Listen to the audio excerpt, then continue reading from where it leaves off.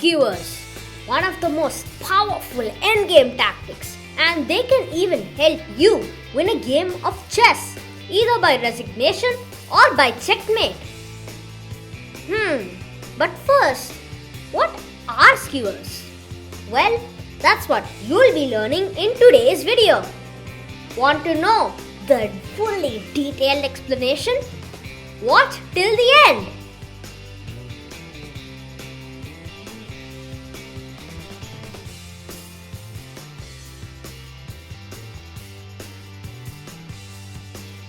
Hey guys, welcome back to my channel AdvaithOMG.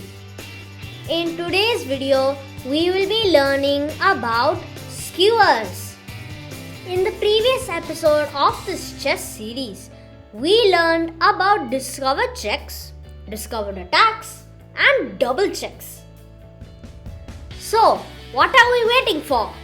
Let's get right into the skewers.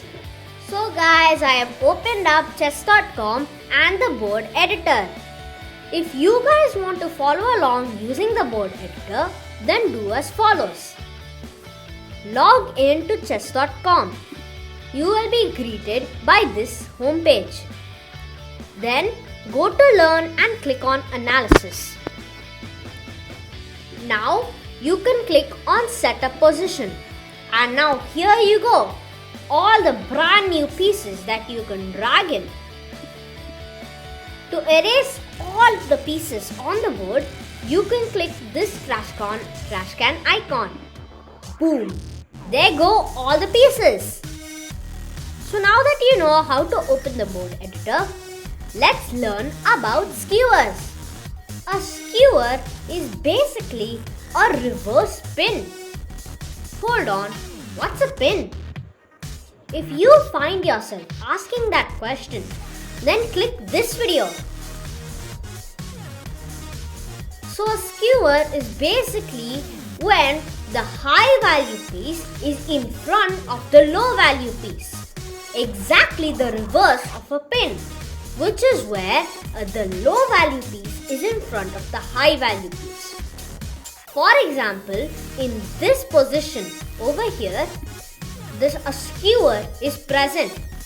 Can you find it? If you said that the bishop is skewering the king and queen, then you are correct. The king is in front of the queen on the same diagonal, so the bishop takes advantage of that, and the bishop simply can take the queen. However, there is also a move that you can make to make another skewer. That move is moving the queen to c3. This skewers the king and rook this time. The best type of a skewer is when the king and queen are skewered. So now that you know what skewers are, I will set up 3 puzzles for you guys and see if you can spot the move to make the skewer. So guys, here is the first puzzle that I have set up for you. It's white to play in this position and there is a skewer lurking about. Can you find it? If you told to move the rook over here to h8, you are absolutely correct.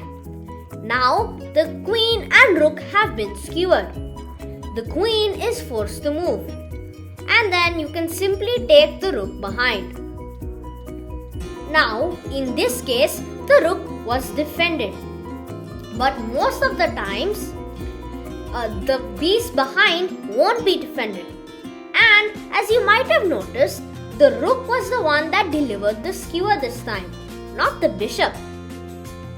So by this, we can conclude that only long-range pieces can make skewers.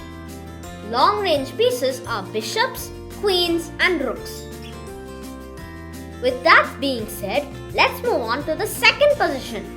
So guys, here is the second puzzle that I have set up for you. Now in this position, black plays the move king to f7. But this is a big blunder. Can you find out why? If you found the brilliant move Rook to h8, then you are absolutely right. Now, this may seem to you guys that we are just blundering the pawn that could have promoted to a queen if we were more careful. But actually, we are careful. If black makes the once again blundering move of rook takes a7, then now can you find the move? Congratulations if you said rook to h7, skewering the king and rook. After the king moves, you can simply take the rook behind. Now, this position may seem like a draw, but actually you can win with the king and rook, which you will learn in later episodes. With that done, now let me set up the third and final position for you guys. Here is the third and final position that I have set up for you. Now, this may look like the easiest skewer puzzle in the world, but have a deep thought before you answer this, alright? Congratulations if you said the sacrificing move of rook to h8. Now, this is a skewer. The queen will move and then we grab their knight. However, some of you might point out the rook is just hanging. It's a free rook. Well, no. Nothing is free in chess because of this amazing follow-up skewer, bishop to b2. Now we skewer the king and queen. The king is forced to move. Then we simply grab their queen. We got a queen for a rook. That's a very good trade. Now, coming back all the way to the beginning. Some of you might have spotted this skewer, skewering the king and queen right away.